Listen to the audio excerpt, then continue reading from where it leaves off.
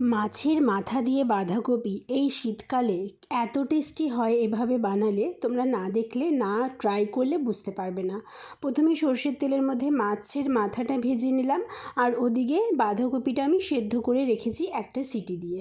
আর এদিকে সর্ষের তেলের মধ্যে জিরে তেজপাতা ফোড়ন দিয়ে ডুমো করে আলু কেটে রাখা ভালো করে দিয়ে দিলাম তেলের মধ্যে। তার মধ্যে একটু দিয়ে দিলাম টমেটো, নুন, হলুদ, এসব কাঁচা লঙ্কা।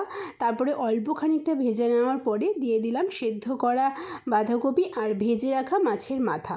আর তারপরে বেশ ভালো করে মশলা টশলাগুলো মিশিয়ে নিয়ে নামানোর মোটামুটি ওই 10 মিনিট আগে মতন দিয়ে দিলাম মটরশুঁটি, ধনেপাতা।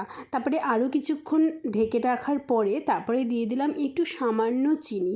তারপরে আর কিছুই না, এবারে কিন্তু হয়ে গেছে প্রায় বাঁধাকপি মাছের মাথা দিয়ে। গরম ভাতে খেতে দারুণ লাগে, খিচুড়ির সাথেও কিন্তু বেশ ভালো লাগে, কি বলো?